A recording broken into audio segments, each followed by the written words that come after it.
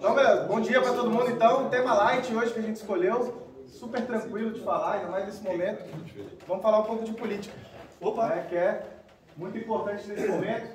Então, eu sou um atleta, eu sou um usuário, eu sou um hard user de arma de fogo. Falar de arma para mim acho que seria até covardia. Eu queria sair da zona de conforto. Aí eu pergunto para vocês aí, a gente está falando de eleições, estamos falando de segundo turno. A gente tem alguém aqui que tá em dúvida, vai votar nulo, ou quer manifestar, se sente à vontade de manifestar seu voto, alguém que vota no PT, podem ficar tranquilos, ninguém será discriminado aqui, tenho certeza. Se alguém se sentir confortável de manifestar, ou então parece que temos unanimidade, ou alguém que não está confortável de se manifestar, tudo bem. Mas alguém conhece alguém que vai votar nulo, está pensando em votar nulo, ou está pensando em votar no PT? Pode levantar a mão. Várias pessoas, quase todo mundo.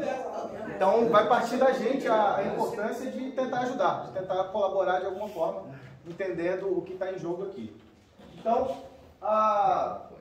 aqui a gente já senta com uma citação de um grande intelectual, né? Harry Potter. Ele diz: é preciso coragem para enfrentar os inimigos, mas é ainda mais difícil, precisa de ainda mais coragem para enfrentar os amigos. E aí essa é a proposta dessa discussão nossa de hoje.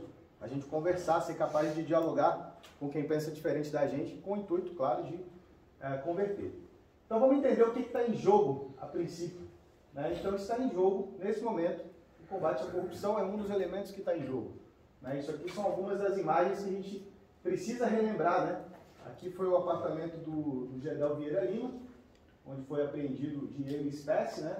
Aqui várias manchetes da época. Aqui várias manchetes da época, né? Tem um monte, isso aqui são só 3, mas tem dezenas e dezenas.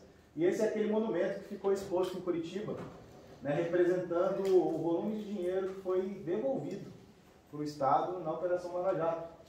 Esse é um monumento que precisa ser lembrado também, quando a gente está falando disso. O que mais está em jogo aqui? O combate ao crime organizado. A gente viu ao longo desses últimos 4 anos, realmente o crime tomando prejuízo atrás de prejuízo. Foram recordes de apreensão de drogas. Isso é um dos interesses que está em jogo nessa eleição, além, é claro, da legalização, o risco de legalização e tudo mais. É outro elemento que está em jogo aqui nessas eleições de agora. O que mais? A nossa pauta. A nossa pauta das armas talvez seja a pauta que mais está ameaçada e que mais nos preocupa, não só pela questão do mercado, que vai sofrer muito com os baques que podem vir, como também com relação à segurança social da sociedade mesmo. Existe uma frase, essa frase aqui eu vi, se não foi da Brasil Paralelo, foi da Gazeta do Povo, onde ele fala: a vilanização discursiva precede a perseguição violenta.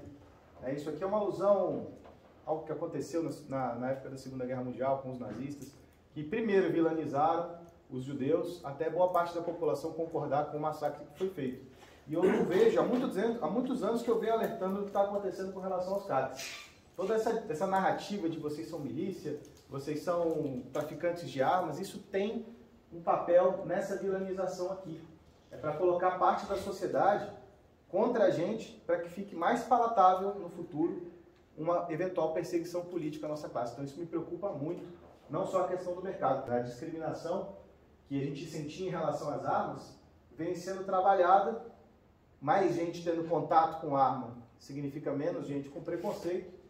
E ao mesmo tempo que a gente teve uma grande proliferação das armas, vamos dizer assim, né? Não foi uma proliferação por causa de incentivos legais, porque não tivemos nada disso, não tivemos grandes evoluções legais nesses anos, mas acho que a gente ganhou a publicidade que era proibida fazer. E a mídia fez isso, atacando o governo e atacando as medidas, acabou fazendo uma grande publicidade. Muita gente que nem fazia ideia que podia ter arma, passou a se interessar pelo tema, foi lá e postou e ficou e foi crescendo esse mercado. Essa é uma das pautas mais importantes que está em jogo, né? Não sou eu que estou falando, é o próprio Lula. Ele vem dizendo que vai proibir, que vai fechar clube, que vai mandar devolver arma, que vai fechar as portas. E esse nosso segmento ele é extremamente frágil, tá? Porque além dele ter tido um grande crescimento, talvez até num sentido de bolha, né? Que é onde você cresce, muito clube abrindo, muita loja abrindo, a concorrência fica grande, e se a gente tiver uma retração da demanda, é muito rápido para esse segmento sentir financeiramente. E eles sabem disso. Eles sabem, inclusive, aonde bater, sem parecer tirânico. O que mais está em jogo? A nossa economia. Por que as economias da esquerda tendem a fracassar? Um modelo de ideias erradas, né? Um modelo de ideias que já foram testadas, aplicadas e que funcionam muito mal. Basicamente, uma das razões, tem várias outras, mas uma das razões é essa curva aqui. Isso aqui a gente chama de curva de Laufey. É uma curva que no eixo Y aqui está a receita fiscal, a arrecadação do governo, e nesse item aqui está as alíquotas de impostos obrigatórios. Então, se vocês pararem para imaginar, se a minha alíquota de imposto fosse zero, a arrecadação seria zero, concorda? Não tem imposto. Se a minha alíquota de imposto fosse 100%, a arrecadação seria igualmente zero, porque ninguém vai produzir nada, você não vai ficar com nada, vai ficar tudo para o governo. E aí a gente tem um ponto de equilíbrio aqui, onde a gente teria uma alíquota central que permanece, que mantém o mercado ainda pujante, e você chega no máximo de arrecadação. Passou dessa alíquota aqui, você começa a destruir a iniciativa privada, começa a destruir a produção, e você vai diminuindo a arrecadação. O Brasil está mais ou menos por aqui. A gente já passou bastante da alíquota aceitável para otimizar a economia. E o problema dos governos de esquerda é que, além de inflar a máquina pública para conseguir apoio político, então tem muito servidor, tem muito benefício, tem muito gasto, eles gastam com tudo, e aí começa a faltar dinheiro, eles fazem o quê? Aumentam impostos. Aumentam impostos, eles destroem a iniciativa privada, a arrecadação cai. Aí você gera inflação, a solução para ele está em imprimir dinheiro. Ele imprime dinheiro, ele desvaloriza a moeda, ele continua o ciclo de destruição da iniciativa privada. É por isso que isso dá errado, independente de onde se aplique. Quantas vezes já foi tentado as mesmas ideias erradas e causam os mesmos efeitos. Aí você começa a querer controlar a inflação com controle de preço, que foi aplicado na Argentina, foi aplicado na Venezuela. Você controla o preço, o que acontece? O cara para de vender. Se você tem que vender o produto por X e custa X mais 10, você não vai vender. Aí começa a ter desabastecimento. É sempre igual, é sempre a mesma coisa. Sarney fez isso. Sarney fez isso. Aqui no Brasil a gente teve essa experiência também, deu tragicamente errado. Acabou com o confisco de poupança, na tentativa de suprimir a inflação. E só foi solucionado no plano real, quando você colocou o câmbio flutuante, pareou, pegou muito empréstimo do exterior para poder fazer reserva monetária aqui. E aí a gente conseguiu uma certa estabilização, que inclusive explica o relativo sucesso, dito sucesso, do início do governo Lula, né? E ele acabou destruindo isso. Ao longo do governo Lula, o que ele fez foi o quê? Aumentar impostos e aumentar a máquina pública. E deixou o Brasil numa situação pior, que a gente vai ver lá na frente como é que está. O que mais está em jogo? A oportunidade do Brasil. Então, o que aconteceu agora nessas eleições? A gente entrou uma forte guinada à direita. O Congresso Nacional deu uma forte guinada à direita, montando uma bancada quase que inédita, né, no Brasil. Então, a gente tem hoje, por exemplo, maioria para aprovar uma PEC.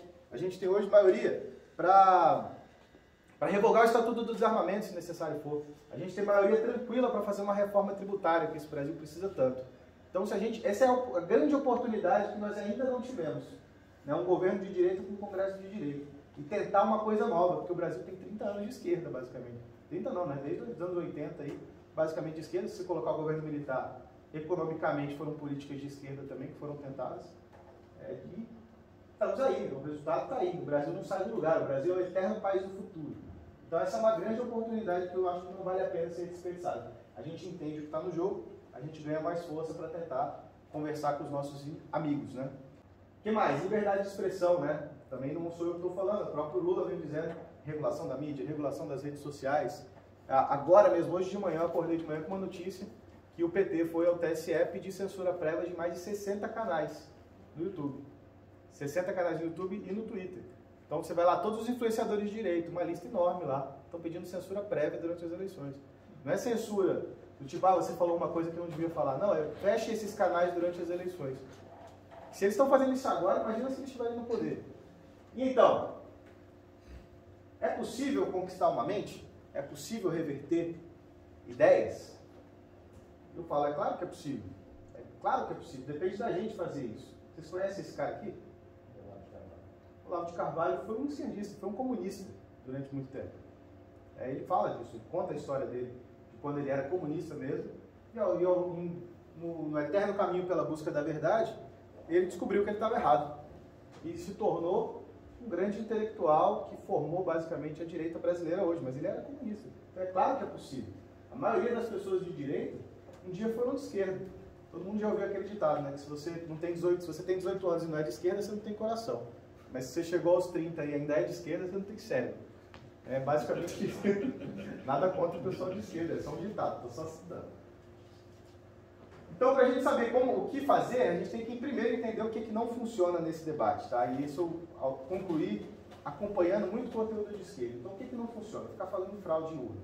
Além de ser improdutivo nesse momento, porque a gente não tem nada que a gente possa fazer a respeito de uma possível fraude, coisa que eu não acredito em possível fraude na eleição. Não acho que seja possível uma conspiração dessa natureza que envolva tanta gente e que não vaze, né? Perda de energia, ficar perdendo tempo com isso. Tá? Não cabe a gente resolver esse problema, cabe às autoridades. Tá? Outro, ofender nordestinos. A gente viu esse fenômeno surgindo logo no início da eleição. Né? Saiu o primeiro turno, vimos certas pessoas caindo nessa armadilha. Tá? O Nordeste são nossos irmãos, porra. Faz parte do Brasil, nós somos isso aí mesmo. Ofender eles não vai fazer eles mudarem de ideia, muito pelo contrário. Tá? Isso é uma armadilha que, inclusive, vai afastar muita gente moderada do que eles chamam dessa ala bolsonarista. Né? Eu não me considero bolsonarista, me considero um cara de direita, mas esse é um fenômeno péssimo. Inclusive, me faz sentir vergonha dessa direita que está surgindo. Outra coisa, apontar a falha de caráter. Falar, você vota no PT porque você é um ladrão, você é um safado igual eles. Também não vai ajudar, né? Você não vai conseguir mudar a mente de ninguém ofendendo ele. Bravata, né? Essas bravatas a gente vem combatendo há muito tempo já. Esse pessoal que fala que tem que fazer uma luta armada, tem que fazer uma intervenção militar, isso também vai afastar os caras mais moderados.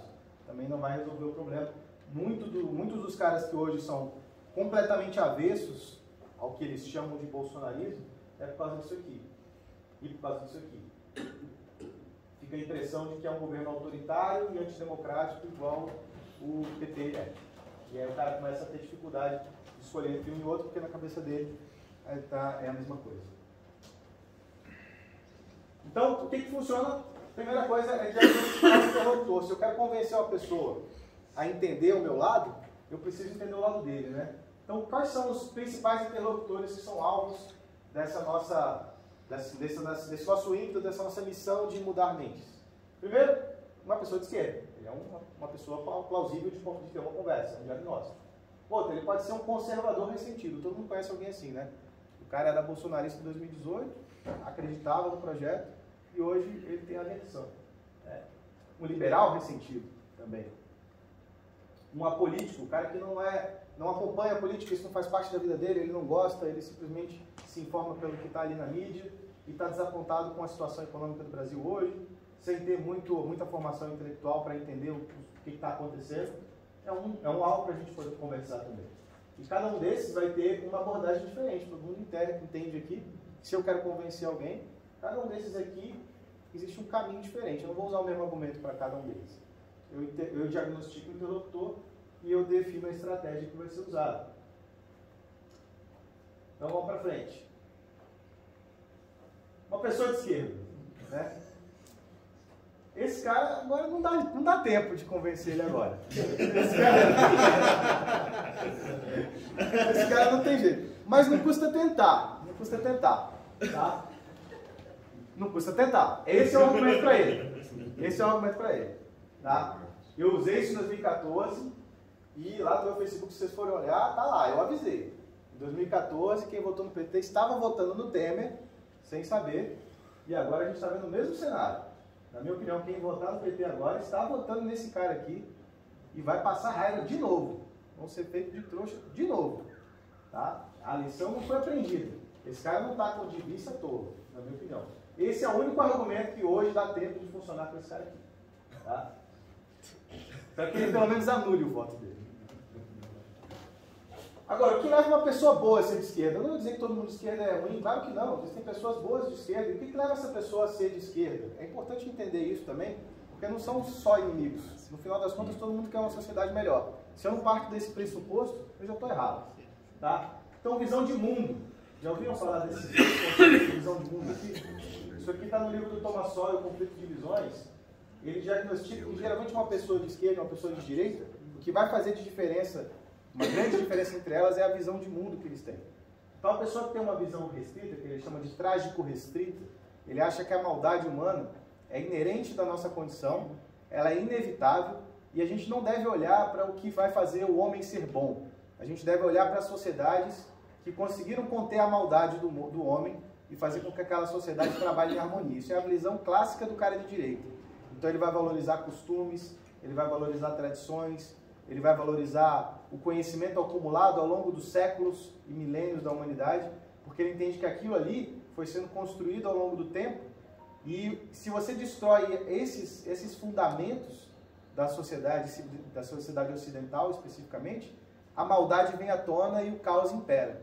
Essa é a típica visão do cara de direita.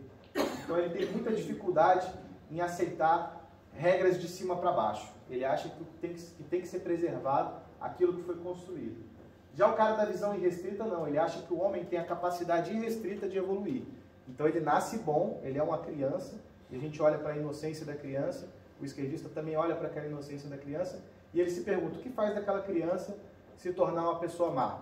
E aí na conclusão da cabeça dele, na visão de mundo dele, o que faz isso é a sociedade molda aquela criança e transforma ela no monstro que vai causar os problemas sociais que a gente tem. Isso é uma visão de mundo. Aí esse cara, então, ele vai querer construir a sociedade perfeita que vai preservar a inocência dessa criança desde sempre. Então esse cara vai ter uma tendência a imaginar o Estado como sendo esse agente que vai moldar a sociedade, os intelectuais vão ser esses agentes que vão moldar a sociedade, enquanto o cara da visão restrita vai olhar para os intelectuais e falar assim, ótimo, você é um grande especialista na sua área, parabéns, mas você não tem que opinar aqui, porque você é um especialista. O conhecimento humano está disperso, está espalhado na sociedade, ninguém detém o conhecimento global. Isso é uma típica visão do cara de direita. Então a opinião do intelectual é muito bom para a área dele. Agora o cara de esquerda não, ele acha que existem pessoas superiores na sociedade e essas pessoas superiores devem atuar para moldar a sociedade. São visões de mundo, entende? Ambos querem o mesmo resultado, uma sociedade melhor, mas eles têm visão de mundo diferente. O que mais? A compaixão com os pobres. Todos temos compaixão pelos pobres, né? E foi vendido a história de que o cara de esquerda é o cara que se importa com o pobre. Lula falou isso no podcast, né? Quer entender a diferença entre esquerda e direita? A esquerda gosta do pobre, a direita gosta do rico. Olha que surreal, né? A compaixão com os pobres, ela é uma coisa cristã, vem do cristianismo. A caridade cristã, o amor caritas, isso é um valor da direita também. Isso é óbvio. Só que a gente entende que o que vai fazer o pobre sair da miséria é o livre mercado. É o que tem a condição de fazer ele crescer, ele sair de lá onde ele está. Enquanto a esquerda, muitas vezes, isso é uma visão restrita do mundo com relação à esquerda, a gente entende que uma vez que você dá poder absoluto para uma pessoa, ela vai se corromper absolutamente, a maldade está intrínseca a ela, e aí ela vai começar a usar os pobres, inclusive, para se manter no poder. A gente vê na prática acontecendo. E a aversão ao fascismo. Isso aqui também é uma tendência que faz o cara ir para a esquerda. Né? O autoritarismo, apesar de muitas vezes a gente vai olhar o extremo da esquerda, não é muito diferente disso aqui na prática, mas ele está muito preocupado com o fascismo, ele tem muito medo do fascismo, isso faz ele acabar pendendo para a esquerda. E o que incomoda então o conservador liberal ressentido? Os discursos de fraude, golpe e intervenção militar. Isso é uma coisa que eu diagnostiquei acompanhando essas pessoas e conversando com essas pessoas e assistindo o conteúdo dessas pessoas. Isso incomoda eles profundamente. Isso foi um grande erro, na minha opinião, da comunicação do governo Bolsonaro. Ficar insistindo nisso aqui foi, para mim, uma das coisas que está fazendo ele correr o risco de perder essa eleição. Outra coisa, a má gestão da pandemia. Algumas pessoas acreditam que houve uma má gestão da pandemia. Com o comportamento do Bolsonaro especificamente, com o atraso das vacinas e com as manifestações e aglomerações que ele promoveu ao longo da pandemia. Isso aqui é uma preocupação válida, tá? A gente não pode vilanizar a pessoa que pensa isso aqui, a gente só tem que tentar argumentar com ela dentro desse diagnóstico. As narrativas de corrupção do governo, né, especialmente aquelas que a mídia vem explorando, as rachadinhas, os imóveis, todas essas narrativas, e a liturgia do cargo. Esses caras de sapatênis que acreditam que a liturgia do cargo é muito importante, eu não sou desse tipo. Eu acho que não tem nada de litúrgico em ser político. São pessoas como a gente, são lá funcionários contratados pelo povo para representar o povo. Então, qual que é a solução para esse cara? Dicas para limpar o vaso sanitário. Às vezes a gente tem que fazer coisas intragáveis, mas que fazem parte. Então, a principal dica para esse cara, na minha opinião, para conversar com esses liberais e conservadores nesse sentido, é, cara, se você é um liberal conservador, tá aqui um projeto liberal e conservador. Ah, mas o cara fala palavrão. Velho, bota uma luva, máscara, óculos, aperta o 22, nem precisa olhar para a cara dele. Você fez esse vídeo? Oi? Você fez esse vídeo? Fiz esse vídeo esses dias. O argumento é esse, dá uns tapas na cara e fala, meu amigo, acorda, velho. Olha aí a oportunidade que a gente tem. Não é perfeito, ninguém é perfeito. Quantas vezes a gente já não votou no menos pior, né? Pra gente isso é natural, a vida inteira foi assim. Agora, e o apolítico e a pessoa mais humilde, então? Ela vai olhar para os preços da coisa no mercado e vai falar assim, caraca, na época do Lula, o arroz era mais barato. Na época do Lula, a gasolina era mais barata. É uma nostalgia, é uma memória afetiva daquela época. Ele não entende de economia, ele não entende de inflação, ele não entende que o dinheiro perdeu o valor, ele não entende que houve uma pandemia, que houve uma quebra da cadeia produtiva por causa dos lockdowns e tudo mais, que as coisas são mais caras por causa disso e que eleger o Lula só tende a piorar as coisas, né? Como a gente viu que acontece lá com a curva de Laufen, com as políticas de esquerda. Então aqui é um argumento muito bom, essa mudança que você acha que você quer ter, que você está olhando para o cenário atual, falando, cara, que merda, o salário não dá para comprar o que eu comprava não sei quantos anos atrás. Ok, mas essa mudança pode vir para pior. E mostra a Argentina, e mostra a Venezuela, e mostra o que está acontecendo no Chile. Essa mudança que você espera pode vir para pior. O que mais? A influência da mídia e dos artistas, né, vai influenciar muito esse cara aqui, porque ele acompanha os artistas globais e tal, esses caras todos que perderam várias boquinhas que existiam lá na Lei Rouanet, nas propagandas do governo, que enchia a Globo de dinheiro. Tem que falar isso aí para ele. Por que os artistas estão apoiando o outro projeto? Porque eles estão querendo as tetinhas deles de volta. E a péssima propaganda do governo, né? Realmente aqui tem uma estratégia de campanha para o governo que ele tem que investir agora nesses próximos dias se quiser ser reeleito. Falar o que fez pelo Nordeste, as obras que entregou lá, as obras que entregou pelo país, porque foi um dos outros erros do governo Bolsonaro, né? No ímpeto de tentar cortar gastos, corta aqui, cortou-se gasto de publicidade do governo e hoje a única publicidade que existe é a publicidade negativa que vem da mídia. Isso é parte do erro que está levando a gente para a situação que a gente está hoje. Então, vamos falar um pouquinho dos feitos do governo da pandemia. Não foi só um desastre, né? Apesar do governo do Bolsonaro realmente ter falado várias coisas que desagradaram muita gente, que ofenderam muita gente, especialmente quem perdeu entes queridos. Isso a gente tem que ter empatia com essa turma, que eventualmente perdeu um amigo, perdeu um parente. Esse cara vai ter muita resistência. É muito tentador para ele encontrar um culpado. E a mídia está vendendo para ele lá o culpado. Não foi um vírus, uma força irrefreável da natureza que matou seu ente querido. Foi o Bolsonaro.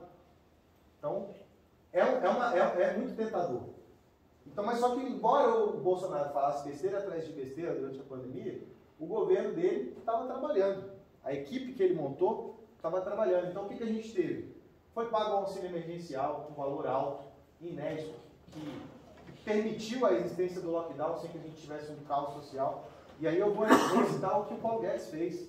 O trabalho do Paulo Guedes ali, as ideias dele de pagar diretamente a pessoa, em vez de botar um intermediário. Cara, o que o Lula ia fazer aqui?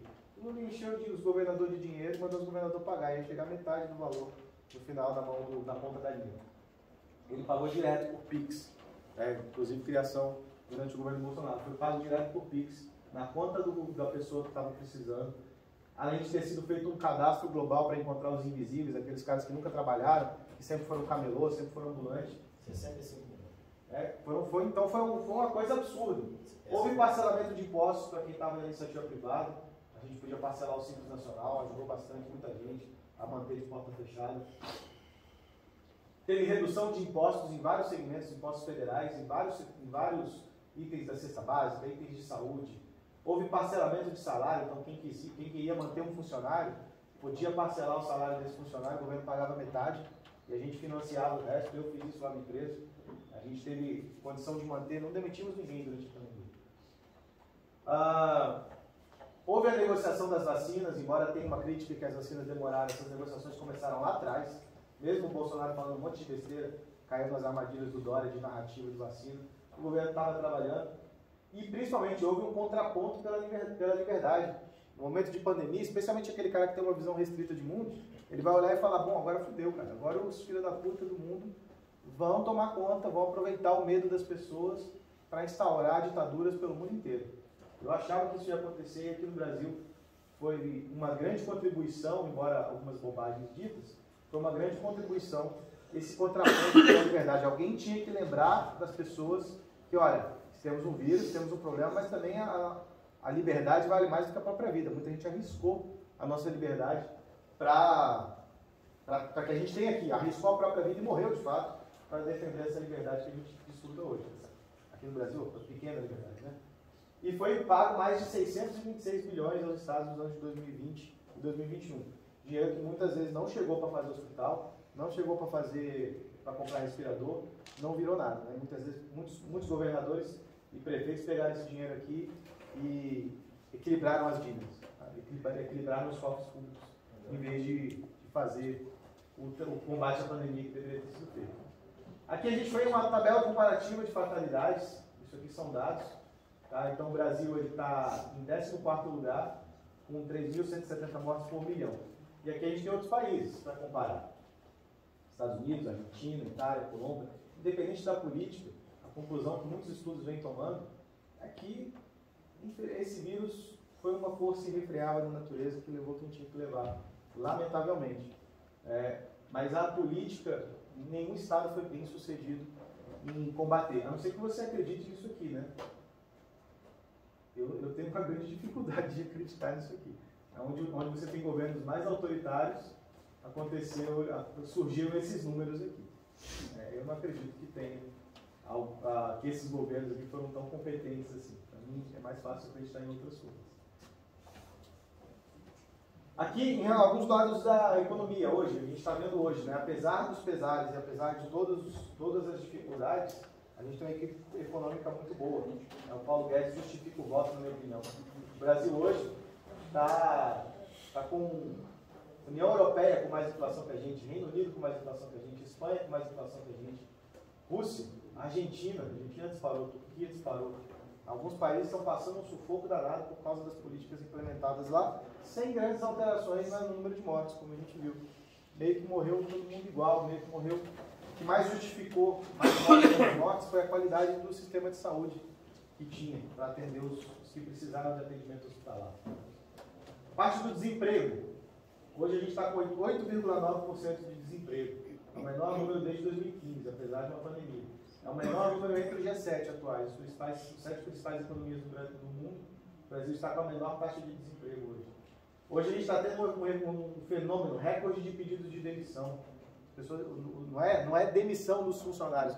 Os funcionários estão pedindo demissão, porque estão encontrando oportunidades melhores, porque encontraram a possibilidade de trabalhar por iniciativa própria, né, como microempresários e tudo mais. E está sendo pago um auxílio de R$600 por mês para uma grande quantidade de pessoas.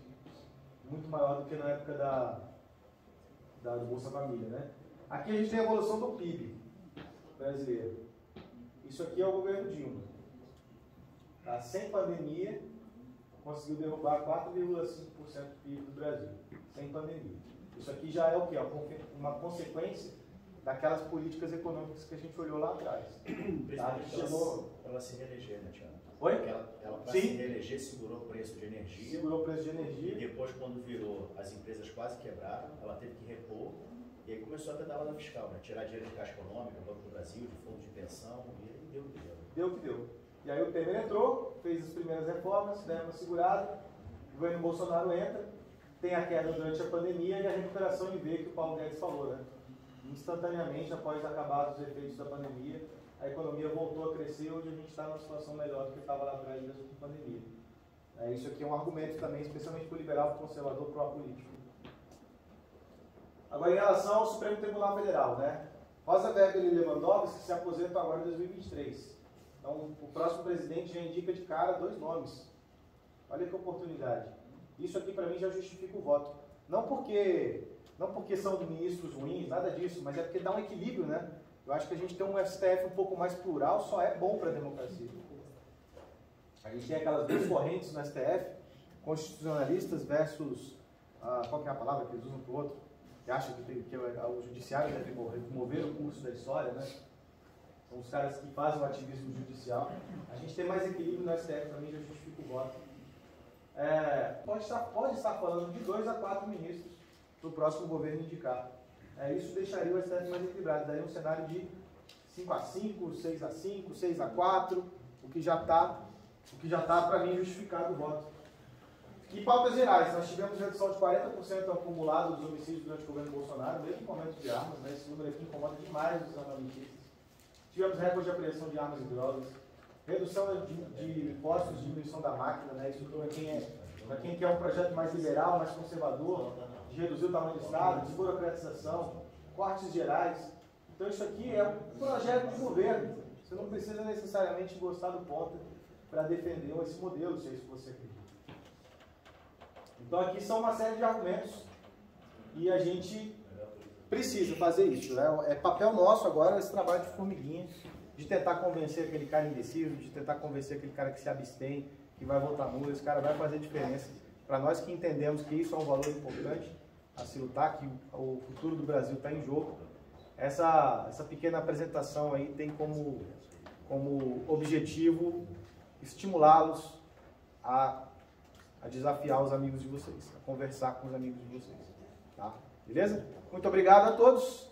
Temazinho moleza, né?